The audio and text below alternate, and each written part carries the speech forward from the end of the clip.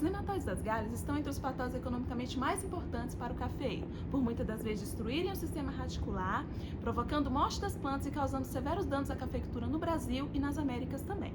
Recentemente, a espécie Meloidogenes alcoense foi detectada no Triângulo Mineiro aqui no Brasil, no estado de Minas Gerais. Essa espécie causa severos danos à cafeicultura em El Salvador. E já existem marcadores que identificam essa espécie com precisão, que são marcadores bioquímicos, fenótipo de esterase e marcadores moleculares do tipo SCAR. Porém, infelizmente, essas ferramentas são muito pouco usadas aqui no Brasil. Portanto, a principal tática de manejo desses nematóides mais eficaz é a resistência genética, por manterem a população desses nematóides abaixo do nível econômico. Pouco se conhece sobre a espécie Meloidogenes alcoense, acerca da sua diversidade genética, filogenética e seu espectro de resistência em relação a genótipos de cafeiro que apresentam resistência genética à espécie de Meloidogene. Portanto, os estudos se iniciaram estudando a diversidade genética de 5 populações de Meloidogenes alcoense provenientes de diferentes localidades: Vietnã, África, El Salvador e Brasil. E também os estudos filogenéticos dessas populações em 3 regiões distintas: mitocondrial, ribossomal e HSP90.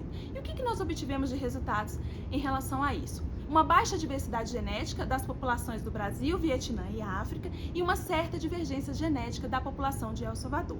Já em relação às análises filogenéticas, nos estudos do DNA ribossomal, o que nós obtivemos? As populações de Meloidogenes alcoense não se agruparam formando um cluster, e sim, elas se agruparam com diferentes espécies de meloidógenes que ocorrem no cafeeiro, comprovando que esses marcadores não apresentam discriminação nem para a espécie Meloidogenes alcoense, nem para as principais espécies de meloidoses que ocorrem no cafeeiro.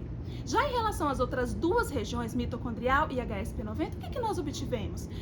Eles formaram, em relação às populações de Meloidogenes alcoense, um cluster, um grupo com 70% de bootstrap, confirmando que esses marcadores são altamente conservados para a espécie. Em contrapartida, também fizemos estudos relacionados à resistência genética de alguns genótipos já conhecidos que apresentam resistência a espécies de Meloidogene, com a população de Meloidogenes alcoense do Brasil.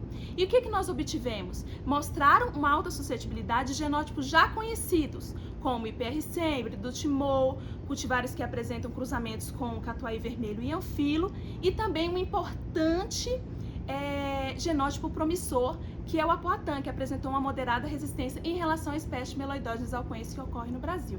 E para documentarmos esses estudos desde 2017 até o momento, em relação à diversidade genética e filogenética, os resultados parciais foram apresentados no 36º Congresso Brasileiro de Nematologia em 2019. Neste mesmo ano também foi apresentado no Simpósio de Pesquisa de Café no Brasil, e resultados finais foram apresentados esse ano no 7º Congresso Internacional de Nematologia que ocorreu na França, já com resultados finais.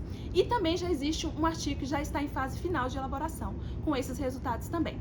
As novas metas do projeto de pesquisa para 2022 são ter determinado a distribuição georreferenciada de espécies de Meloidogene no Triângulo Mineiro, delimitando a área de ocorrência de Meloidogenes alcoense, e ter confirmado o espectro final de resistência a Meloidogenes alcoense em cultivares selecionadas quanto à resistência a outras espécies de Meloidogene. Então, o meu muito obrigado ao NCT Café e CNPq pelo incentivo à pesquisa. Sem esse apoio, não teríamos computado resultados tão brilhantes e promissores para o cafeeiro.